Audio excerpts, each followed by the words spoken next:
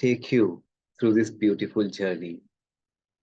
कैसे हमारे emotions, behaviour बनते हैं, क्या सुंदरता उसमें है और क्या कभी कभी उसके अंदर कुछ कमी आ जाती है। देखते हैं। किसी भी चीज को सीखने का बेस्ट तरीका होता है हम रियल लाइफ सिचुएशंस को देखें। कभी भी हमें कुछ सीखना होता है, हम कहते हैं ना यार उसके साथ भी ऐसा हुआ था, तो उसने भी ऐसा किया था, तो मैं भी ऐसा करता हूँ। तो देखते हैं कुछ रियल स्टोरीज। ये हमारे हॉस्पिटल में आए हुए कुछ मरीज हैं जिनकी स्टोरीज से हमने बहुत कुछ सीखा और शायद आज आप भी कुछ सीख कर जाएंगे। इनको 4 साल से ये समस्या थी, वो अपने पैरों पर चल नहीं पाते थे। 4 साल से बहुत जगह दिखाया, कोई फर्क नहीं हुआ। कहीं पर किसी इलाज से वो ठीक नहीं हो रहे थे। हमारे हॉस्पिटल में जब वो रेफर होकर आए, हमने 7 दिन उनको एडमिट रखा, चैलेंज लिया इसको, और 7 दिन के बाद उनका ये वीडियो है। और जब ये वीडियो हमने अपने मेडिकल टीम को दिखाया तो हर कोई चौंक गया। जो व्यक्ति 4 साल से नहीं चल सका, आपने 4 7 दिन में चला दिया। ऐसा क्या जादू कर दिया। हमने उस जादुई इलाज को नाम दिया पीबी। PB, right. एक और केस दिखाते हैं। ये लड़की 10th क्लास की स्टूडेंट। इसकी प्रॉब्लम थी, इसका जो राइट साइड का फेस था वो इस तरह से फड़कता था, तो वो पढ़ नहीं पाती थी, आंख छोटी होती थी। आंख में प्रॉब्लम ठीक नहीं हो रही थी, 1 2 साल से प्रॉब्लम चल रही थी। 7 दिन में अगेन मैजिकल ट्रीटमेंट पीबी से। ये उसका वीडियो है, आप देख सकते हो। तो ठीक हो गया। थर्ड लेडी, इनकी प्रॉब्लम 6 महीने से थी। क्या बोलने में ऐसे हकलाते थे, आप देख रहे हो ना।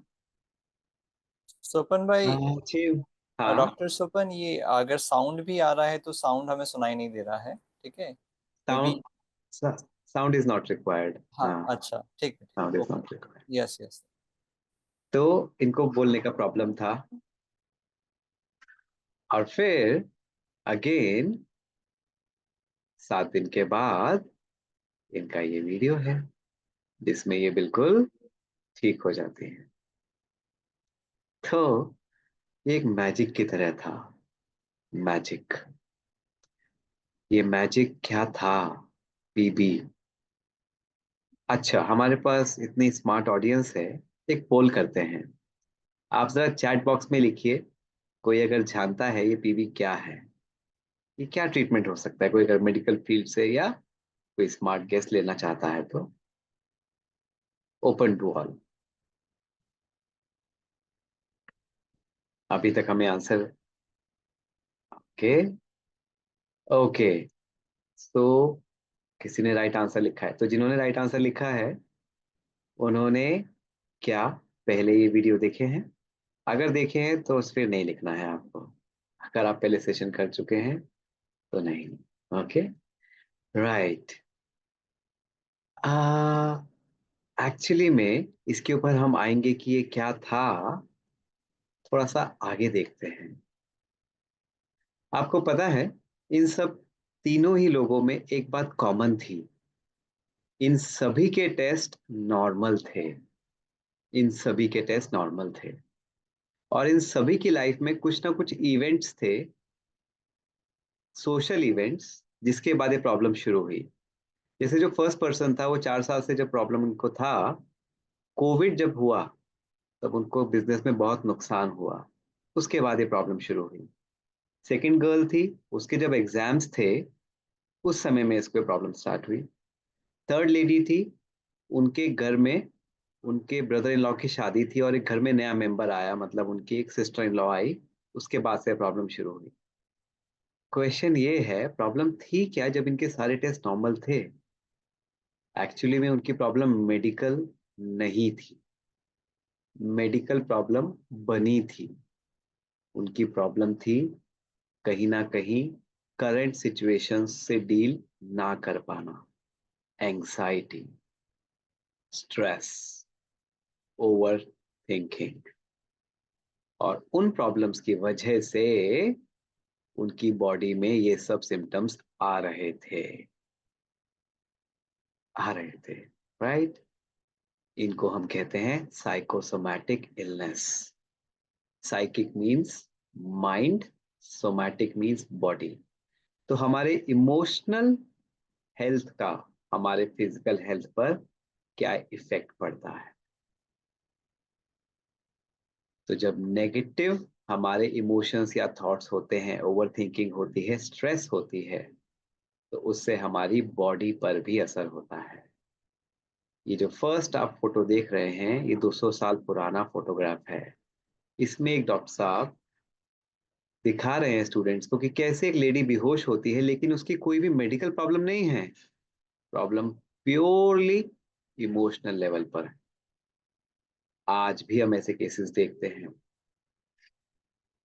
ये लेडी जिनको मिर्गी जैसे दौरे, एपिलेप्सी जिसको हम कहते हैं, ऐसे अटैक्स आते थे, लेकिन प्रॉब्लम लाइफ के कुछ चैलेंजेस थे जिसके बाद ये शुरू हुआ।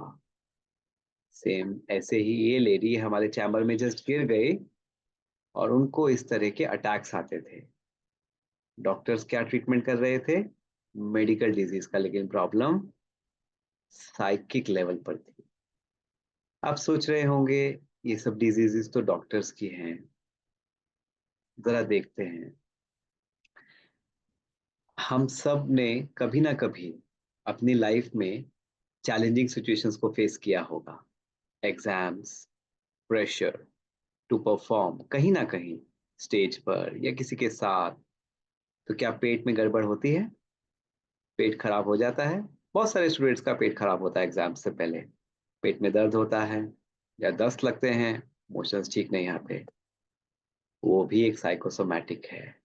उसमें पेट एक्चुअली में खराब नहीं होता, लेकिन जब स्ट्रेस, एंजाइटी, प्रेशर होता है तो पेट भी ठीक से काम नहीं करता। इसको हम कहते हैं इरिटेबल बाउल सिंड्रोम।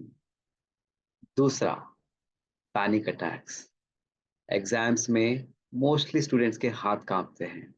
इंटरव्यू देना है, वाइवा में बैठना है, टाइम कम है, प्रोजेक्ट कंप्लीट करना है। दिल की धड़कन बढ़ जाती है, सांसें तेज चलती हैं, कई लोग तो फेंट भी हो जाते हैं, आपने देखा होगा। कई लोग परफॉर्म करते करते स्टेज पर एकदम फेंट हो जाते हैं। वो पे उनकी ना तो ब्रेन की प्रॉब्लम है, ना हार्ट की, ना लिवर की, ना लंग्स की। प्रॉब्लम होती है माइंड की। तो साइकोसोमैटिक ये बढ़ रहा है आज के समय में। हम देखते हैं 60 to 70% जो हमारे मेडिकल विजिट्स होते हैं वो साइकिक से रिलेटेड बॉडी पर इफेक्ट्स, और इसमें 4 साल से लेकर 70 साल के लोगों को हम देखते हैं।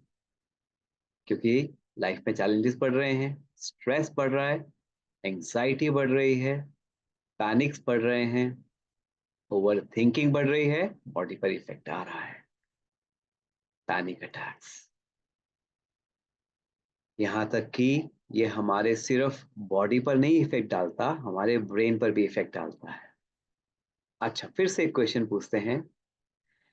मैं आपको दो चॉइसेस देता हूं। एक चॉइस है, आज मैं आपको एक मूवी लेकर चलूंगा, ठीक है? अब जहां पर भी है इंदौर में, फ्री में, साथ में पॉपकॉर्न भी मिलेंगे, ठीक है? लेकिन एक कंडीशन है, मूवी आपको अच्छे से देखनी है, और मूवी के बाद में मूवी में आपसे क्वेश्चंस पूछूंगा कि मूवी में ये डायलॉग किसने बोला, या कौन किसका रिलेशन था, विलेन कौन था, हीरो कौन था, इस तरह के। अगर आपने गलत जवाब दिया तो आपको मुझे 3 गुना पैसे वापस करने पड़ेंगे, ये पेनल्टी है। और सही जवाब दिया तो मूवी फ्री और पॉपकॉर्न भी फ्री। कौन कौन रेडी है? Y for yes, N for no. कौन कौन चलेगा? Yes, okay. हम्म। नहीं, दाल में कुछ काला नहीं है, कई लोगों को लग रहा होगा ऐसे ही बोल रहे हैं। नहीं नहीं, सिंपल सिंपल है। भाई मूवी तो आप जब देखते हैं ना, जिसको कॉन्फिडेंस है कि हाँ। ओ, सभी ने यस लिखा, वेरी गुड। ठीक है, अब एक और ऑप्शन है, मैंने बताया था ना एक और ऑप्शन है, जिन लोगों ने नो लिखा उनके लिए, या जिन्होंने यस लिखा उनके लिए भी एक चॉइस है। मैं आपको एक चैप्टर दूंगा पढ़ने का, 10 पेज का चैप्टर, ठीक है। 10 पेज का चैप्टर मैं आपको दूंगा, उसके बाद मैं आपसे उस चैप्टर से क्वेश्चंस पूछूंगा। अगर आपने आंसर गलत किया तो 3 गुना पैसे वापस ले लूंगा, और सही आंसर किया तो 4 गुना वापस दूंगा, इनाम है। कौन इस चैलेंज को लेंगे? नो? हम्म। बाकी लोग? हम्म। अमीषा तो ये सेज यस। तो मूवीज में शायद उनको इंटरेस्ट नहीं है, लेकिन इसमें है। Okay, it depends on the chapter, no. Okay. Hmm. Hmm. अच्छा, ये बताओ मुझे, मूवी आप लोग कितनी बार देखते हो? एक बार? और उसके बाद भी आपसे आज भी मैं पूछूं, जो आपने 4 साल पहले मूवी देखी होगी, कि उसमें कौन हीरो था, क्या डायलॉग था, क्या विलन था, बता दोगे? हम्म। लेकिन वही चैप्टर जो आपको स्कूल में या कॉलेज में पढ़ाया जाता है, कितनी बार रिवाइज करना पड़ता है उसको रिमेम्बर करने के लिए? क्या एक बारी में याद होता है? विवेकानंद को छोड़ दीजिए, वो तो फोटोग्राफिक मेमोरी है, लेकिन एक आम इंसान के, अगर 10 बार उसमें लगता है, कई ज्यादा बार रिवाइज करते हैं और शायद फिर भी याद नहीं होता, कॉन्फिडेंस फिर भी नहीं रहता, क्यों ऐसा? सोचा है कभी आपने? दोनों में मेमोरी है ना। हमारी मूवी की मेमोरी बहुत अच्छी है, लेकिन चैप्टर की मेमोरी अच्छी नहीं है, क्यों ऐसा? सोच के देखो, सोच के देखो। चलो, उस चैप्टर की जगह अगर मैं आपको एक नॉवल दे दूं, जो आपको बहुत पसंद है पढ़ना, फिक्शन, कितनी बार पढ़ते हो नॉवल या स्टोरी? वो एक बार में याद होती है, लेकिन चैप्टर नहीं होता। इसीलिए मूवी में किसी ने लिखा विजुअल और साउंड स्टिमुलेशन, मैंने नॉवल का एग्जांपल दिया ना।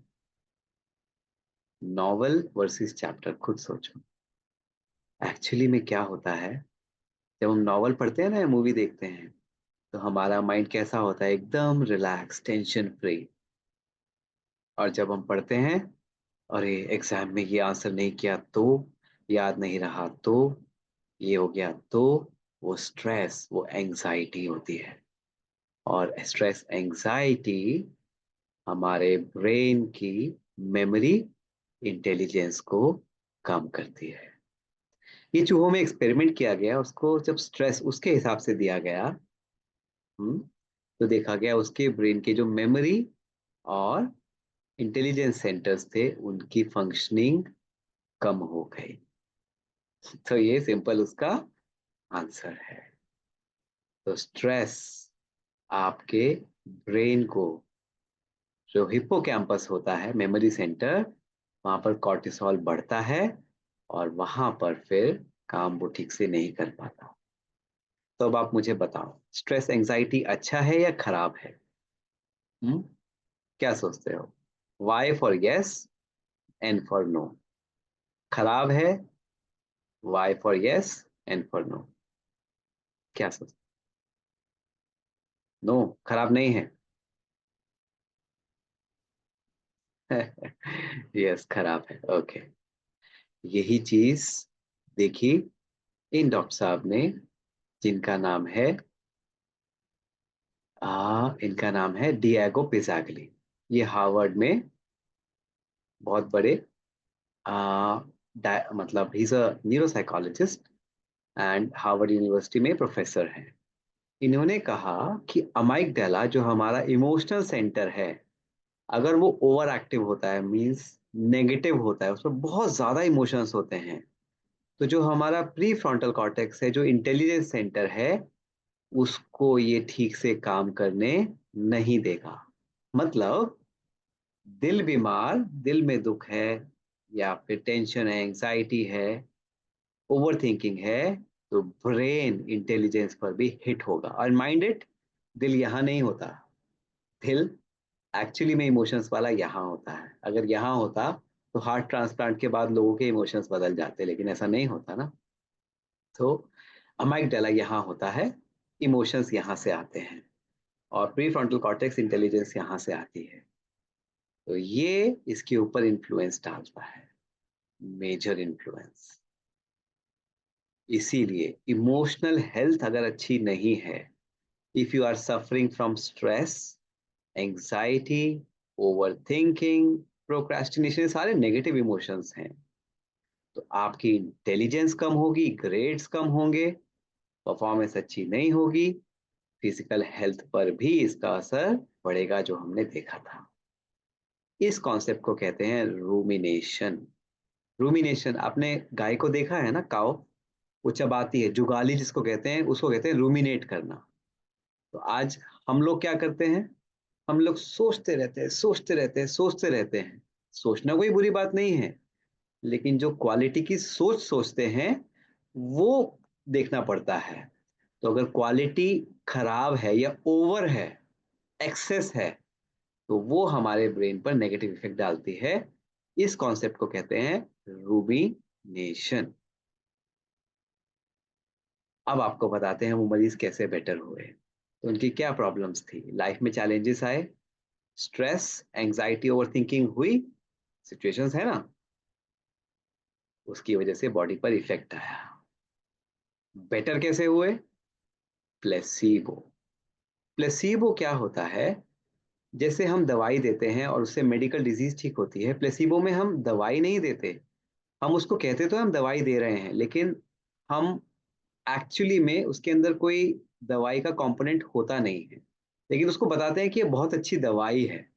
मतलब एक तरह से साइकोलॉजिकल हम उसके साथ ट्रीटमेंट कर रहे हैं, और वो ठीक होते हैं।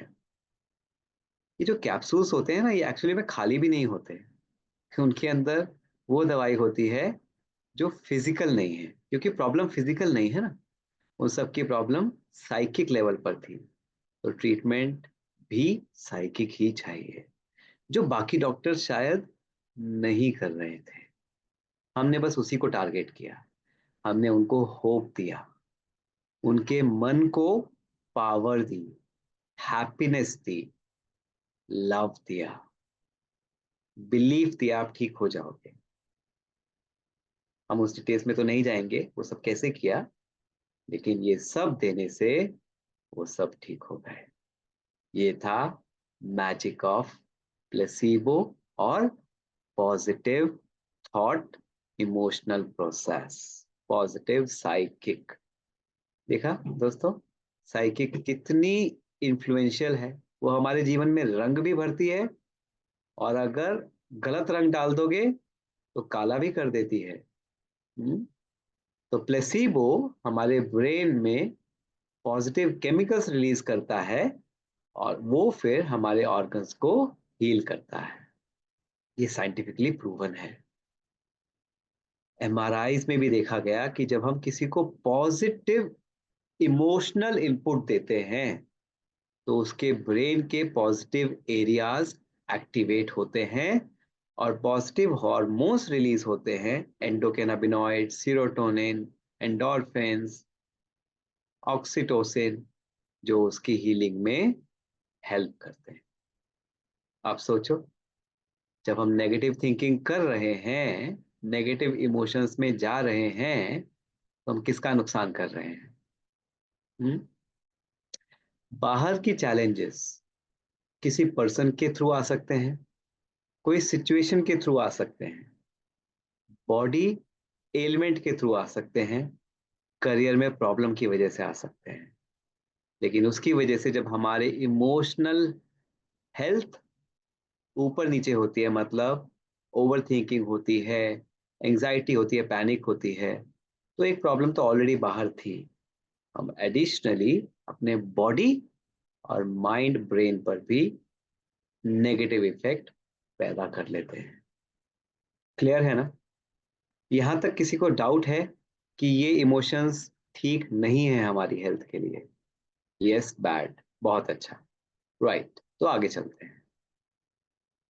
अब सबसे बड़ा क्वेश्चन ये है, डॉक्टर साहब आपने ये तो बता दिया कि ये चीजें खराब हैं, तभी तो हम हैं यहाँ सेशन में।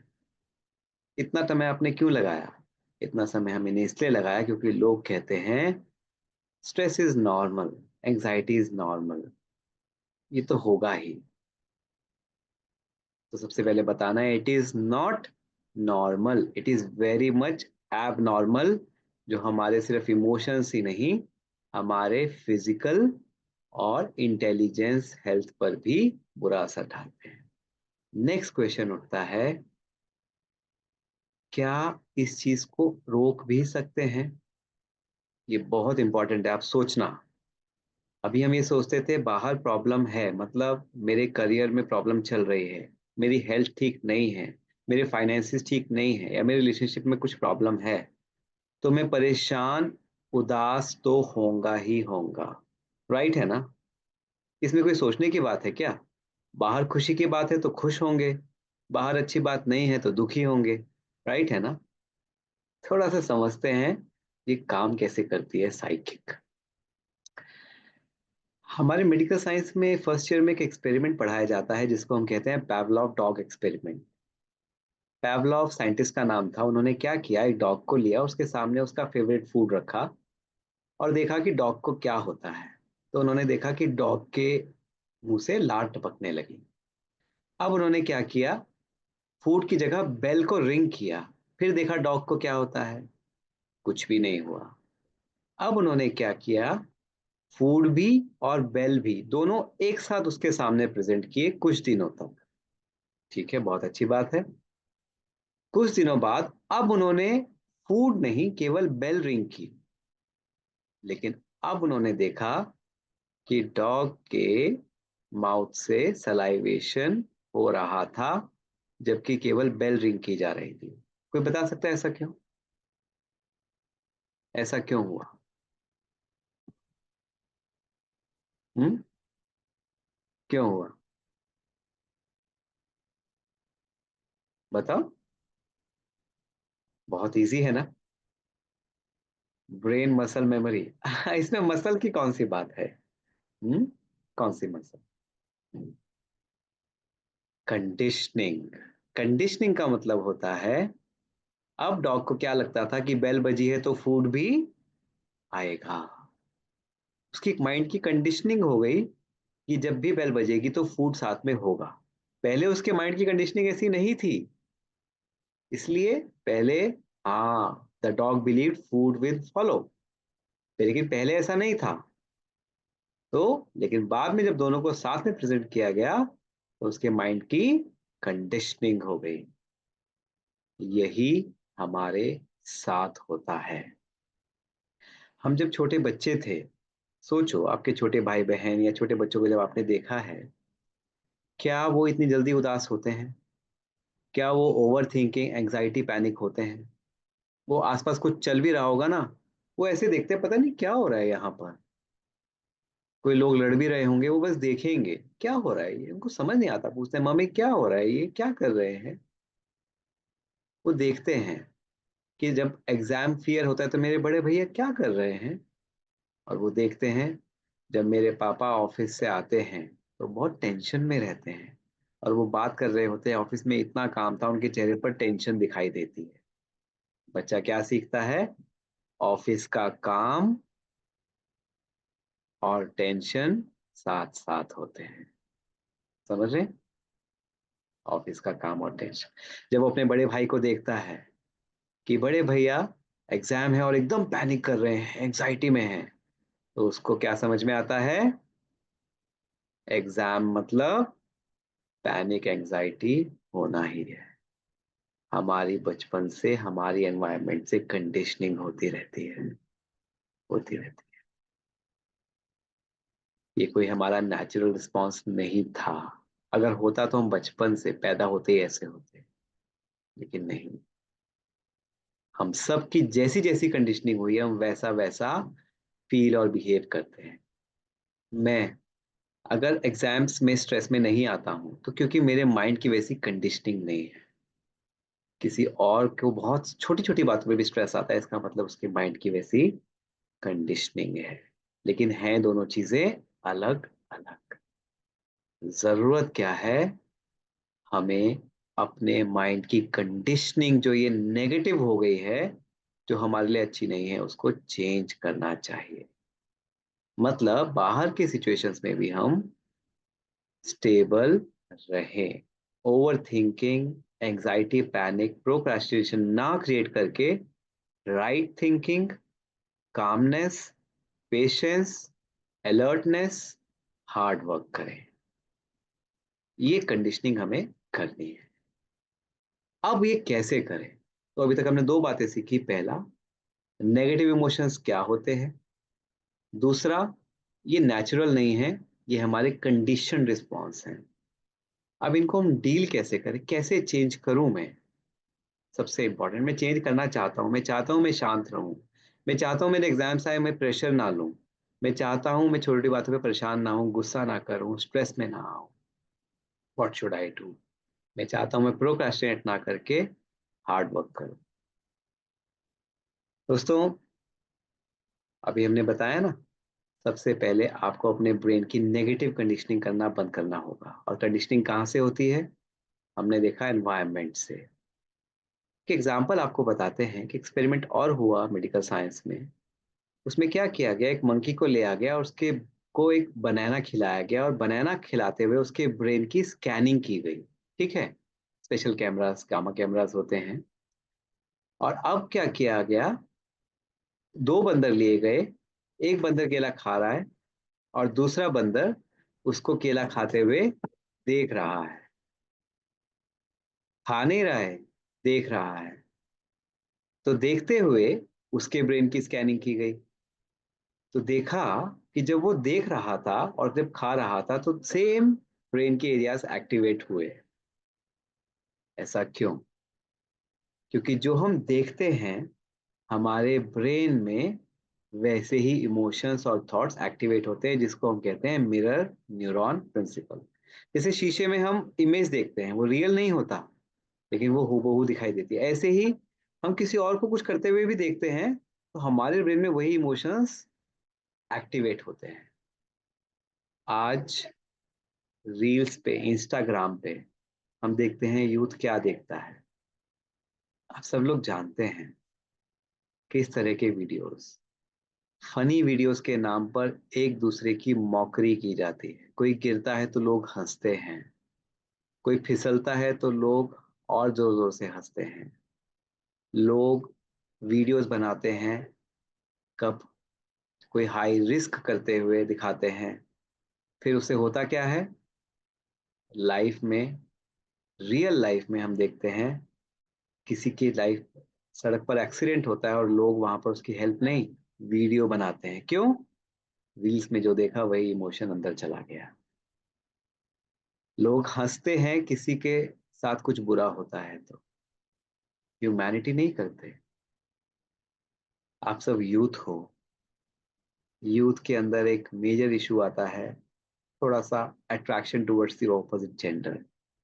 कभी कभी वो इतना एक्सेसिव हो जाता है, लेकिन वो कहाँ से आ रहा है वो माइंडसेट? अगेन, हम उन वीडियोस को देखकर सिर्फ एंजॉय नहीं कर रहे, हम अपना माइंडसेट बना रहे हैं। और यही चीज इसमें दिखाई है। जो भी आप देख रहे हो, सुन रहे हो, पढ़ रहे हो, आपके ब्रेन की वो लाइब्रेरी बना रहा है। वो इंफॉर्मेशन, वो इमोशन आपके ब्रेन का हिस्सा बन रहा है। और जब भी आपके मन को कोई थॉट क्रिएट करना होगा, वो उस इमोशन की बुक को उठाएगा और वैसा ही इमोशन पैदा करेगा। Company matters. मेरी कंपनी अच्छी है, मैं अच्छे लोगों को देखता हूँ, मेरा थिंकिंग ऑटोमेटिक अच्छा होगा। और मैं ऐसे लोगों को देखता हूँ जो छोटी बातों पे गुस्सा करते हैं, ओवर थिंकिंग करते हैं, स्ट्रेस में आ जाते हैं। उनको देखने से मेरे ब्रेन का वो हिस्सा बन रहा है और मेरा भी वैसा ही नेचर बनेगा। तो सबसे पहले, अगर आपको अपने इस पैटर्न को चेंज करना है, वो इंफॉर्मेशन जो आपका ब्रेन कंज्यूम कर रहा है उसको चेंज करो, चेंज करो। आप ऐसे लोगों की वीडियोस देखोगे जो बड़ी बड़ी सिचुएशंस में भी काम डाउन रहते हैं, जिनको हम कहते हैं एलिवेटेड सोल्स। तो आपका नेचर वैसा बनता जाएगा। और ऐसे लोगों को देखोगे जो दूसरे की मजबूरी पर हंसते हैं, जो छोटी बातों पर रिएक्ट करते हैं, जैसे डेली सोप्स में दिखाते हैं ना, आपने देखा होगा अपने मम्मी को, या फिर कई लोग तो खुद भी देखते हैं, हाँ, डेली सोप्स में वो छोटी सी बात होगी, उस पर 3 टाइम उसको उसका फेस स्टिल करके दिखाएंगे और रिएक्शन दिखाते हैं छोटी छोटी बातों पर, और उसका नतीजा क्या हो रहा है सोसाइटी में, रिलेशनशिप्स में, यही हो रहा है। इनटॉलरेंस बढ़ रही है, टॉलरेट नहीं कर पाते, उसने मेरे साथ ऐसा कैसे कर दिया। हम बन गए हैं touch me not plant. Touch me not plant होता है ना, थोड़ा सा भी टच करो कैसे एकदम से सेंसिटिव होता है, वो देख देख के बन गए हैं। तो अगर चेंज करना चाहते हो, अपनी कंपनी को चेंज करो, क्या देख रहे हो सुन रहे हो उसको चेंज करो। बहुत बहुत इंपॉर्टेंट है, वो आपका इमोशनल माइंड क्रिएट कर रहा है, इमोशनल ब्रेन लाइब्रेरी बना रहा है। कर सकते हो, जैसे फूड को चूज करते हो ना, this is healthy food for me, this is unhealthy food for me, ऐसे ही कंटेंट को चूज करो, this is healthy content, this is unhealthy content. Don't just watch any damn video on mobile phone, no, choose it wisely. ये मेरे mind को खराब करेगा, मुझे नहीं देखना है, सिंपल, राइट।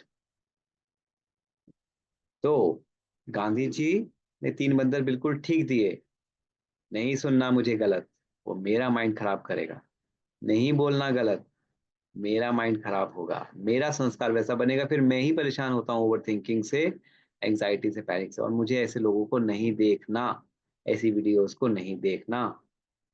आज चौथा बंदर साथ लेकर जाएंगे, जब ये 3 बंदर होंगे तो थिंकिंग नेगेटिव अपने आप, थिंकिंग ने बंदर की तरह हमें नचाती है ना, ओवर थिंकिंग, लेकिन वो आती कहाँ से है। अभी हमें कुछ दिन पहले पर्सन थे, उन्होंने शेयर किया, यार मैं रात को ना बहुत डरा रहता हूँ, मुझे लगता है मेरे घर में चोरी ना हो जाए। मैंने कहा ये कब से? कहता यार बस कुछ दिनों से ही है। कहा अच्छा ऐसा क्या हुआ? कहता यार कुछ नहीं, मैंने ना बस एक वीडियो देखा, उसमें दिखाया कि मतलब वो एक शायद सीरियल या मूवी का कोई हिस्सा था, उसमें दिखाया कि रात को कोई व्यक्ति सो रहा है, उसके घर में ऐसे चोर आते हैं और बहुत बेरहमी से उसको मतलब मर्डर करते हैं, ये करते हैं वो करते हैं। तो देखो, बात बैठ गई ना माइंड में वो बात, अब उसके साथ भी उसको भी वही लगता है। तो हम ऐसी बातें डालें ही क्यों अपने माइंड में? तो ये हमारे ब्रेन की लाइफ, क्लीन रखो ना अपने माइंड को, अनक्लीन कंटेंट को नहीं देखना। करेंगे, अपने लिए करेंगे। पॉजिटिव इंफॉर्मेशन इज फूड और माइंडसेट, गुड फूड। दूसरा, अब ये तो हो गया कि हम क्या नहीं करेंगे, लेकिन अगर हमारा ऑलरेडी एक माइंडसेट बना हुआ है, मेरा बहुत एंजाइटी का माइंडसेट बना हुआ है, पैनिक होने का माइंडसेट बना हुआ है, क्या मैं उसको चेंज कर सकता हूँ? Can I? कर सकते हैं, और इस टेक्निक को कहते हैं न्यूरोप्लास्टिसिटी। बहुत सिंपल है। आप यहाँ पर ये ब्रेन देख रहे हो, स्ट्रॉन्ग पाथवे वीक पाथवे, ये संस्कार है, मतलब बिहेवियर है ये, कि मेरा एक बिहेवियर बहुत स्ट्रांग है, मैं कहते हैं ना मेरी आदत ये बहुत पक्की है, जाती ही नहीं है, मैं क्या करूं, मैं कंट्रोल करने की कोशिश करता हूँ, एग्जाइटी जाती ही नहीं है। और ये एक वीक पाथवे, जो आदत पक्की नहीं है। ये डोनाल्ड हेब हैं, इन्होंने एक कॉन्सेप्ट दिया, neurons that fire together wire together. मतलब जब जब ब्रेन में फायरिंग होती है न्यूरॉन्स में, वो आपस में वायरिंग कर लेते हैं। आप देखो यहाँ पर फायरिंग हुई, ये वायरिंग पक्की हो गई। और फायरिंग कब होती है न्यूरॉन्स में? जब हम कुछ सोचते हैं, थॉट्स फायर द न्यूरॉन्स। तो जो हम सोच रहे हैं ना, वो हमारे ब्रेन में फायरिंग करके वायरिंग कर रहा है, और वायरिंग मतलब वो हमारा संस्कार बना रहा है, बिहेवियर बना रहा है। तो ऐसे ही हुआ, बचपन से हमने लोगों को देखा, वैसा थॉट क्रिएट किया, और धीरे धीरे हमारी वो आदत बन गई, ठीक है ना? फिर वो फायरिंग वायरिंग में बदल गई। एक एग्जांपल से इसको और थोड़ा सा समझते हैं। तो एक लड़का है, फर्स्ट टाइम कॉलेज में जाता है, और एज यूजुअल आप सबको पता है कॉलेज में क्या होता है, अरे हम तो बड़े हो गए।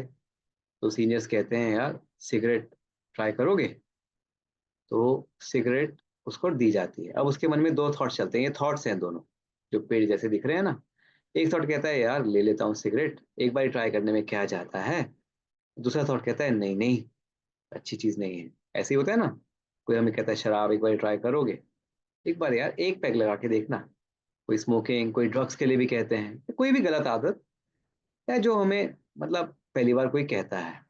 तो उस समय वो व्यक्ति कहता है चलो ठीक है यार, मैं पी लेता हूँ, स्मोक कर लेता हूँ। तो उसने स्मोकिंग कर लिया। तो बिहेवियर ये वाला स्मोकिंग वाला बिहेवियर था।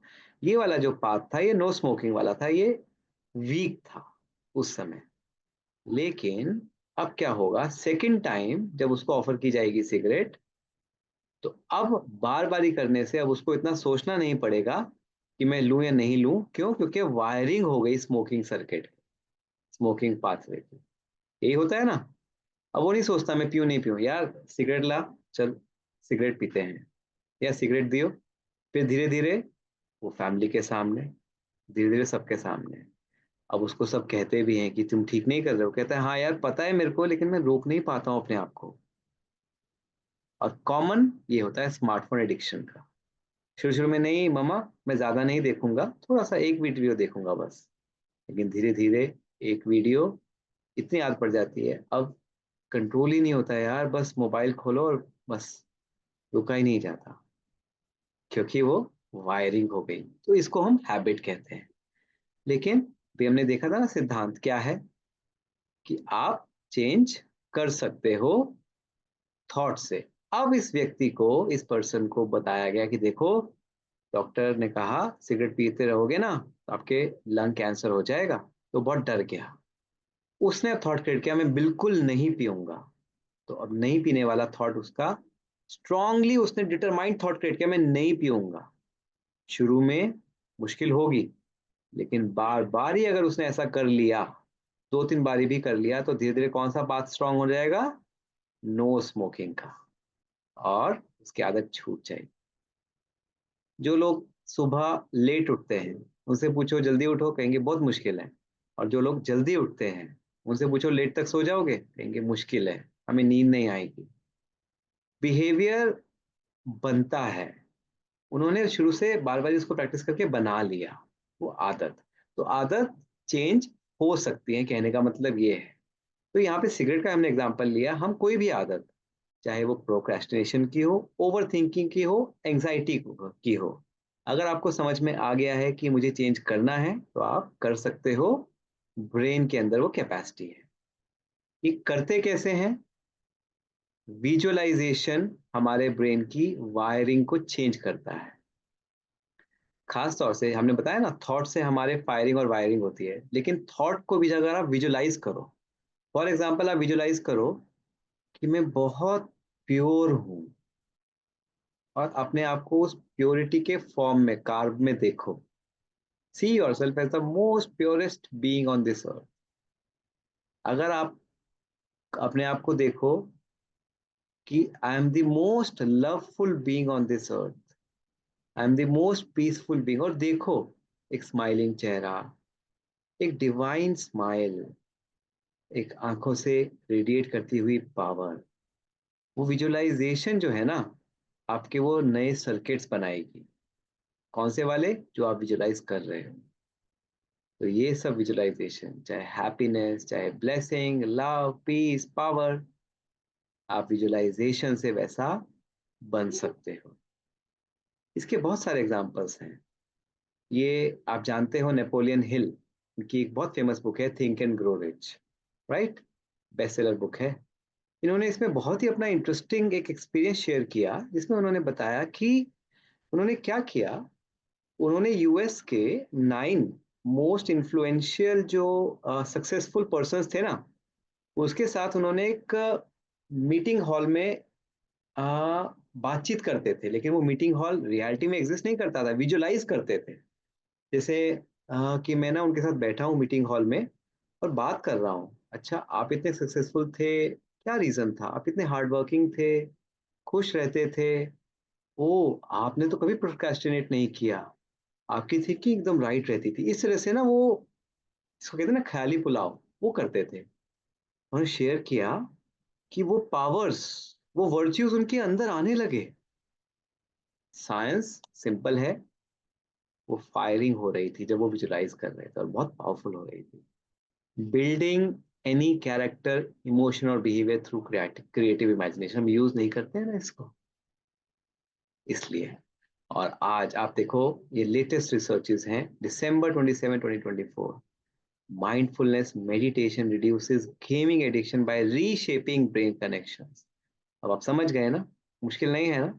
पहले सोचते होंगे क्या टाइटल है, लेकिन अब आप समझते हो। गेमिंग एडिक्शन, बस मेडिटेशन। मेडिटेशन क्या है? यही तो मेडिटेशन था, और कुछ नहीं है मेडिटेशन।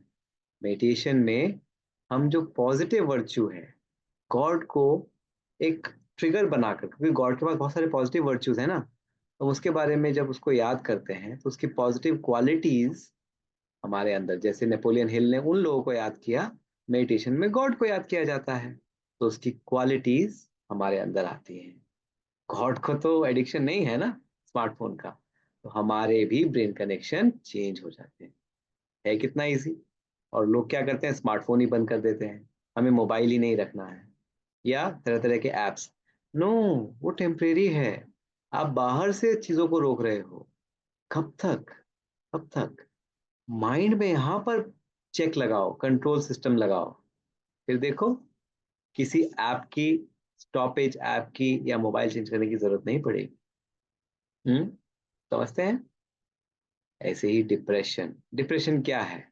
लोग दुखी रहते हैं, वो लोग अपने साथ कहते रहते हैं मैं बहुत दुखी हूँ, मैं तो बहुत दुखी हूँ, और एक दिन क्या होता है, उनका दुख बढ़ता जाता है, बढ़ता जाता है, और फिर एक दिन डिप्रेशन के शिकार होता है। डिप्रेशन एक दिन में नहीं बनता। जो लोगों की बहुत नेगेटिव ओवर थिंकिंग होती है ना, वो ऐसे अपने साथ बोलते भी यही रहते हैं, अरे मैं तो बहुत उदास रहता हूँ, मैं तो बहुत स्ट्रेस में रहता हूँ, मुझे तो बहुत घबराहट होती है। वो बोल बोल के विजुलाइज कर करके वैसे बन जाते हैं। तो what I think I become. अब चेंज कर दो, मैं बहुत खुश रहता हूँ, मैं बहुत काम हूँ, मैं बहुत पीसफुल हूँ, नहीं भी हूँ तो बन जाऊंगा। राइट?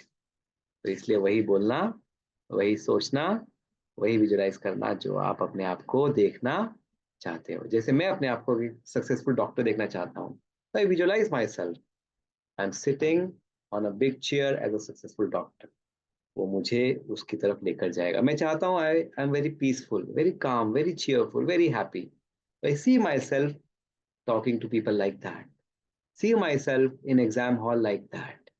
फिर मैं जब एग्जाम देने जाऊंगा ना, वो मेरा प्री कंडीशन माइंड वैसा ही बिहेव करेगा। इजी है ना? ट्रिक है। तो ये लड़का, ऐसी बहुत सारी स्टोरीज हैं। अम, आजकल रॉन्ग वीडियो एडिक्शन कॉमन है यूथ में, हम सब जानते हैं। तो एक लड़के ने हमें अप्रोच किया, उसने कहा कि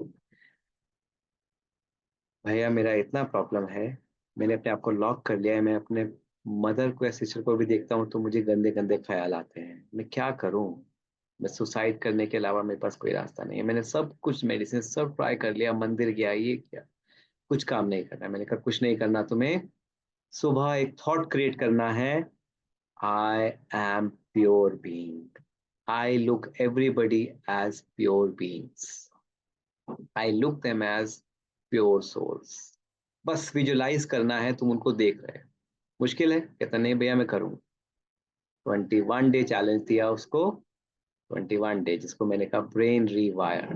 तो आप समझ ही गए, पहले वो ऐसा था, कनेक्शन चेंज हुआ, माइंड का माइंड सेट चेंज हुआ, वही व्यक्ति अब उसको प्योर दिखाई देने लगा, वही सिचुएशन उसको अब अपॉर्चुनिटी लगी। Right? Behaviour can be changed by repeated positive thought visualisation. इतना इजी है। थॉट में कहते हैं ना, संकल्पों में बहुत शक्ति है। मन मन सोचता है ना, मन हमारा दोस्त, मन हमारा दुश्मन। दोस्त बना लो इसको अपनी साइड, अच्छी चीजें सोचना, इसको बस वो प्रैक्टिस करवानी है, तो फिर सब काम हो जाएगा। और वो भी मुश्किल लगता है विजुलाइज करना, कुछ नहीं, पॉजिटिव एफर्मेशन करो, स्वमान कहते हैं उसको हम। स्वमान मतलब बोलना, सिर्फ बोलना, दोहराना दोहराना। मैं बहुत पवित्र हूँ, मैं बहुत प्यारा हूँ, मैं बहुत शांत हूँ, बस दोहराते जाओ दोहराते जाओ। ऑटोमेटिकली रीवायरिंग हो रही है। क्यों? क्योंकि ब्रेन जो है ना, वो रियल और इमेजिनेशन में फर्क नहीं कर पाता। वो सोचता है जो आप उसको कहा जा रहा है, जो देख रहा है वही सही है, तो वो वही पिकअप कर लेता है। तो बंदर की तरह है ना, मिरर न्यूरॉन काम करता है, जो कहोगे वो बन जाएगा।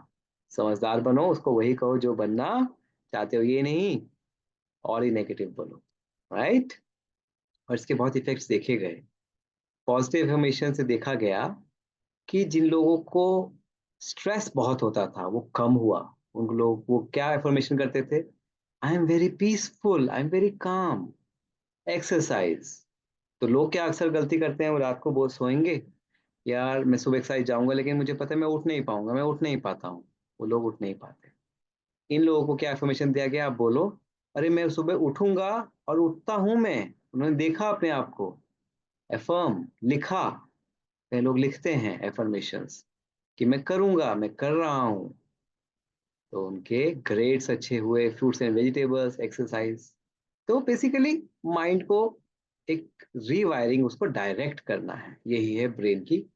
नेगेटिव वायरिंग से पॉजिटिव रीवायरिंग करना by visualisation and positive affirmation. ठीक है, तो ये तो मेन क्रक्स था। लेकिन आज का जमाना है ना, थोड़ा सा बोनस भी तो दे दीजिए। हम जाते हैं ना दुकान पर, हाँ डील तो अच्छी है, थोड़ा सा कुछ एडिशनल बोनस तो दीजिए ना। तो आपको भी कुछ बोनस टिप्स देते हैं। हाँ, ओके। डाइट, एक तो हो गया एफर्मेशंस, है ना। दूसरा हो गया विजुअलाइजेशंस। तीसरा हो गया कि हम ध्यान रखेंगे हम कंटेंट क्या कंज्यूम कर रहे हैं, है ना। ये सब चीज़ें ध्यान रखेंगे और समझेंगे कि नेगेटिव इमोशंस हमारे लिए अच्छे नहीं है। ये सब हमने समझ लिया। अब फिजिकल थिंग्स का क्या रोल है, हम कहीं भी कुछ खाते हैं, एक तो होता है कि ये हेल्दी फूड है, अनहेल्दी फूड है, लेकिन उसके अलावा भी फूड की एक क्वालिटी होती है, वो है इमोशनल कंटेंट। ये बहुत न्यू कॉन्सेप्ट है, इसको हम कहते हैं गट ब्रेन एक्सिस। इसमें क्या किया गया, जो लोग एग्रेसिव थे ना, ये जिनको सोशल एंजाइटी थी, आप देखो यहाँ पर सोशल एंजाइटी, उनके पेट से बैक्टीरिया लिए गए और वो बैक्टीरिया माइस में डाले गए और देखा गया कि माइस का भी बिहेवियर चेंज हो गया। मतलब एक्चुअली जो बैक्टीरिया पेट के बनते हैं वो बनते हैं जैसा हम फूड खाते हैं, तो फूड से बैक्टीरिया बने, वो बैक्टीरिया जिसके अंदर डाले उससे माइंड पर असर आया। तो इनडायरेक्टली फूड हमारे माइंड को इन्फ्लुएंस करता है। शायद इसीलिए हमारी कंट्री में स्पेशली सात्विक डाइट का बहुत रोल है, क्योंकि जैसा खाएंगे वैसा मन बनेगा, जैसा अन्न वैसा मन। ये साइंटिफिकली प्रूवन है। दूसरा, तो खाने पर ध्यान देना है, ठीक है। दूसरा क्या करना है, नींद।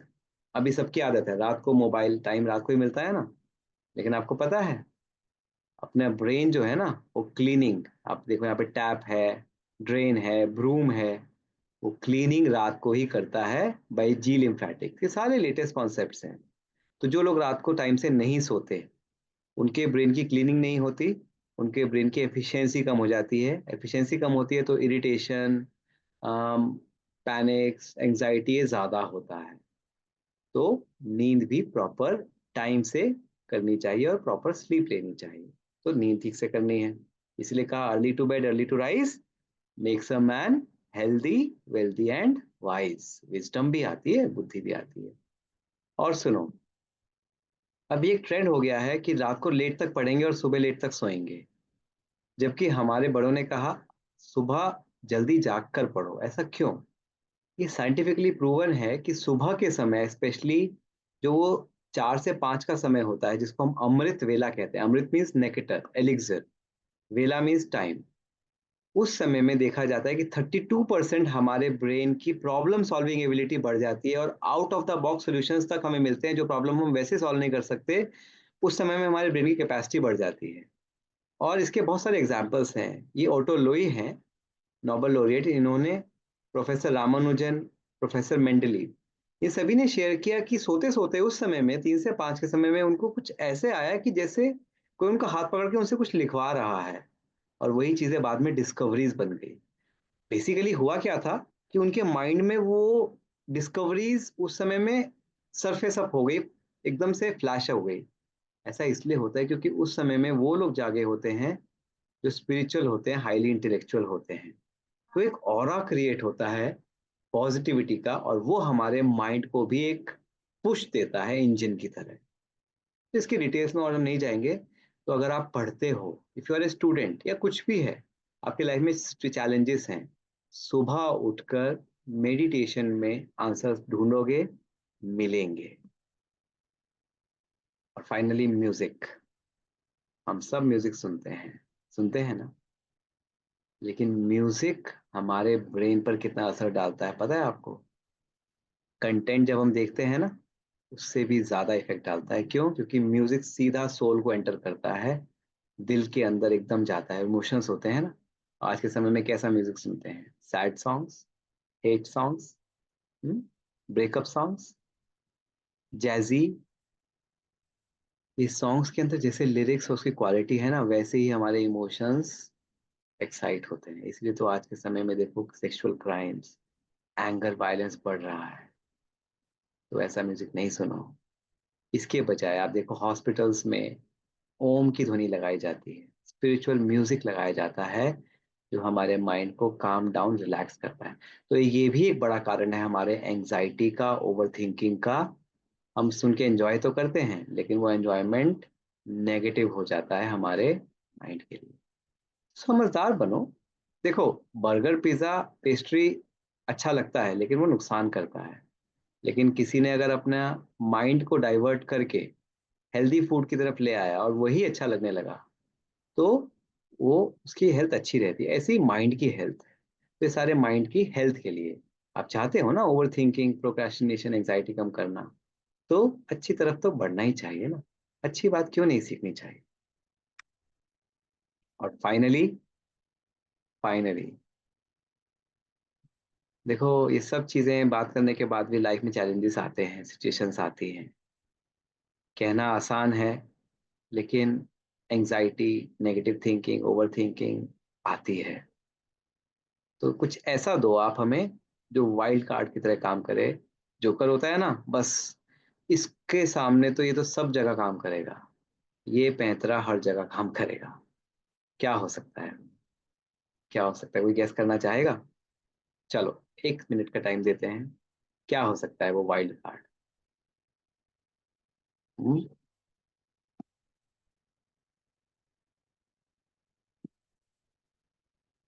Breathing exercise, okay. और स्माइल, ओके।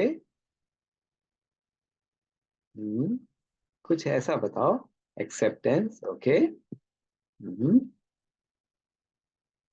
पॉजिटिव एफर्मेशन तो बता दिया। Mental health professional. आपको prevention is better than cure, वो सिचुएशन ही क्यों लानी है? Love, okay. इन सब का बाप, वेरी गुड। किसी ने डिटैचमेंट लिखा है। स्पिरिचुअलिटी। स्पिरिचुअलिटी हमें सिखाता है एक बहुत इंपॉर्टेंट कॉन्सेप्ट, और वो कॉन्सेप्ट है, I am not this body but a soul on a journey. And soul कभी ना तो मरती है, वो एक जर्नी पर चलती है। तो सोल जर्नी पर है, ये उसके लिए खेल हो जाता है। तो जब वो खेल की तरह देखती है, जर्नी की तरह देखती है, और सोल के लिए इंपॉर्टेंट हो जाता है उसकी qualities, love, peace, happiness, bliss. और फिर उन क्वालिटीज को ध्यान में रखते हुए फिर वो काम करती है। तो वो क्वालिटीज को पहले ध्यान रखेगी, फिर काम। जबकि जो बॉडी कॉन्शियसनेस में होते हैं, उनके लिए काम पहले आता है और वर्च्यूज, क्वालिटीज बाद में आती हैं। तो फिर वो सोचते हैं कि ठीक है ना यार, मन खराब हो रहा है तो होने दो। तो सोल कॉन्शियस का मतलब है, you are taking care of your emotions first, फिर काम कर रहे हो। और आपने देखा भी ना, इमोशंस अगर गड़बड़ होते हैं, तो मेंटल हेल्थ, इंटेलिजेंट हेल्थ और फिजिकल हेल्थ तीनों खराब होती है। तो इमोशनल हेल्थ सबसे इंपॉर्टेंट है, वही सोल कॉन्शियसनेस हमें सिखाता है। और ये चीज स्पिरिचुअलिटी में हम मोस्ट इंपॉर्टेंटली सीखते हैं, I am a soul not this body. innate qualities of peace, love, happiness are a priority for me। तो फिर क्यों एंजाइटी? वो तो मतलब ही नहीं है। एंजाइटी तो वहीं खत्म हो गई जैसे ही पीस आया, जैसे ही हैप्पीनेस आई, ओवर थिंकिंग खत्म हो गई। फिर काम ठीक है, होगा, एक एंजॉयमेंट लगेगा। मास्टर सेल्फ कंट्रोल, और यहाँ पर स्लेव ऑफ डिजायर। ये मिल जाए, वो मिल जाए, और यहाँ पर ठीक है, गेम है, मिलेगा तो अच्छा है, नहीं मिलेगा तो भी कोई बात नहीं, इट्स ओके। गेम है, क्योंकि सोल है ना, अवेयर ऑफ इटर्निटी। हम खत्म नहीं हो रहे हैं, नथिंग इज फिनिशिंग। और यहाँ पर फियर होता है। तो ये एक वाइल्ड कार्ड, जिसको ये समझ में आ गया, फिर उसको कुछ मुश्किल नहीं। क्यों? क्योंकि पता है ना, मैं एक जर्नी पर हूँ, as a drama, as an actor, soul. I am happy soul, peaceful soul. अब यहाँ पर जो भी हो रहा है, एक्टर के सामने सिचुएशंस खराब भी आएंगी, अच्छी भी आएंगी, लेकिन वो अपना रोल नोइंग कि मैं तो एक एक्टर हूँ। तब एक ड्रामा चल रहा है, वैरायटी सीन्स हैं, that's okay. I am a soul, not this role. तो रोल को प्रॉब्लम हो रही है, सोल को नहीं हो रही है। रोल के साथ कुछ कुछ अप्स एंड डाउन्स हैं, सोल के साथ नहीं है। तो फुल स्टॉप आ जाता है। Awareness as a guest. एक गेस्ट जो होता है, होटल में कुछ भी हो, उसको पता है मेरे को चला जाना है, तो वहां पर रहता है, होटल की चीजों को यूज करता है और फिर चला जाता है विदाउट गेटिंग अटैच्ड। सेलिब्रेट करने के लिए हैं, कुछ भी हम लेकर नहीं आए थे। सोल अपने साथ ये सब चीजें नहीं लेकर आती है, ना बैग्स, ना चीजें, ना कुछ। तो ठीक है, अच्छे से करेंगे। रिटर्न हमेशा याद रहता है और डिटैच रहते हैं। तो देखो, लाइफ एक सेलिब्रेशन हो जाता है। क्योंकि टाइम की यहाँ पर लिमिटेशन है, तो हम बहुत सारी देर में तो नहीं जाएंगे, लेकिन ये आपकी प्राइमिंग के लिए है। How spirituality actually makes life a celebration. So friends, meditation क्या है? इट्स जस्ट इन्वोकिंग, इमर्ज कर रहे हैं हम अपने पॉजिटिव वर्च्यूज को, लव, पीस, हैप्पीनेस को। रोज थोड़ा थोड़ा 15-15 मिनट भी करेंगे ना, रोज फायरिंग करेंगे, वायरिंग हो जाएगी, मुश्किल नहीं है। कंपनी में, ऐसे लोगों की कंपनी में रहेंगे जो बहुत पॉजिटिव हैं, हैप्पी रहते हैं, काम डाउन रहते हैं, उनकी कंपनी में रहने से ही। तो मेडिटेशन सेंटर्स हम भी जाते हैं, इसमें कोई वो बात नहीं है, कोई माला चैंटिंग, मंत्र चैंटिंग की बात ही नहीं है। It's about keeping my emotions pure, my emotional health good, high level. जैसे हम फिजिकल बॉडी के लिए जिम जाते हैं, इमोशनल हेल्थ के लिए स्पिरिचुअल सेंटर या मेडिटेशन सेंटर जाते हैं। फिजिकल बॉडी के लिए एक्सरसाइज करते हैं, मेंटल हेल्थ के लिए मेडिटेट करते हैं। फिजिकल बॉडी के लिए फूड का ध्यान रखते हैं, मेंटल हेल्थ के लिए कंटेंट का ध्यान रखते हैं। और मैंने आप लोगों के लिए थोड़ी सी कुछ लाइंस लिखी हैं जो मैं आपको सुनाना चाहता हूँ, और फिर हम क्लोज करेंगे। Get the knowledge right, keep your self light, light रखो अपने मेंटल हेल्थ।